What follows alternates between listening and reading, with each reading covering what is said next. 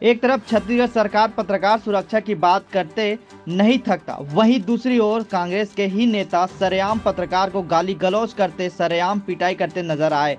पूरा मामला बलौदाबाजार जिले के कसडोल नगर का है। पूरा मामला गरबा सुआ डांस शुरुआत हुआ। दरअसल कसडोल नगर में न सिर्फ दुर्गा समिति बल्कि कई समितियों द्वारा कसडोल नगर में गरबा और सुआ नृत्य पर प्रतिबंध लगाने न सिर्फ कसडोल थाना बल्कि एसडीएम सहित कलेक्टर के नाम भी भ्रष्टाचार किया गया था।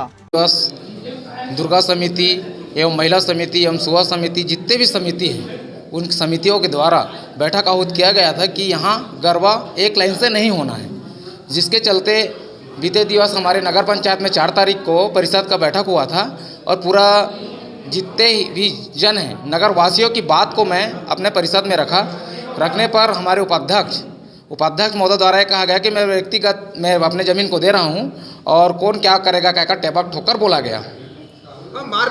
जी हाँ, मारपीट की बात कहा जाए तो ये मेरा व्यक्तिगत ज़मीन का मामला तो नहीं था कि मैं उनके पास हाथापाई हुआ हूँ। ये पूरे नगर के लिए मैं लड़ा हूँ और मेरे साथ पूरे नगरवासी थे।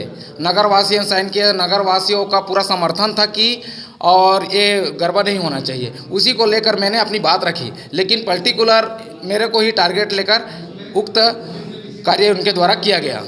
जी हाँ, कानून रहा सवाल कानून व्यवस्था की बात कहा जाए तो यहाँ कानून व्यवस्था लाचार है। दूसरी बात, यहाँ जो धारा लगाया गया सामान्य धारा लगाया गया है और सामान्य धारा के चलते आज भी वो खुलेआम घूम रहा है, उनकी गिरफ्तारी नहीं हुआ है, जिसके चलते आज हमारे नगर साहू संघ, तहसील साहू संघ, जिला एवं प्रदेश साहू संघ द्वारा भी इस कृत्य को गलत ठहराया गया है और जरूरत पड़ने पर हमारे पूरे प्रदेश, जिला एवं तहसील साहू संघ उग्र आंदोलन करने की बात कही है। जी बिल्कुल, अभी हम लोग को भी ज्ञात हुआ कि 18 तारीख को जो मामला हुआ था मारपीट का, वो घोर निंदनीय है। बिल्कुल मैं उनका निंदा करती हूँ और साथ ही साथ उनके ऊपर उचित कार्रवाई करना चाहिए। जो ये कार्य किए हैं उनके ऊपर उचित कार्रवाई करना चाहिए। अब ये चीज़ तो मेरे को अभी अवगत नहीं है कि हो पाई है कि नहीं करके। पुनीराम साहू जो पीड़ित है थाने उपस्थित आकर रिपोर्ट दर्ज कराया कि गायत्री चौक के पास में ये दशहरा समिति की मीटिंग में बैठे हुए थे।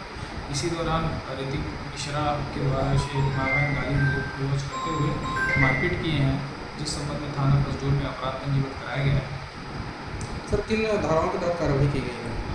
294, 523 के तहत मारपीट के संबंध में इन धाराओं के अपराध पंजीबद्ध कर अभिनव पेश कर आज दिनांक को आरोपी ऋतिक मिश्रा को गिरफ्तार किया।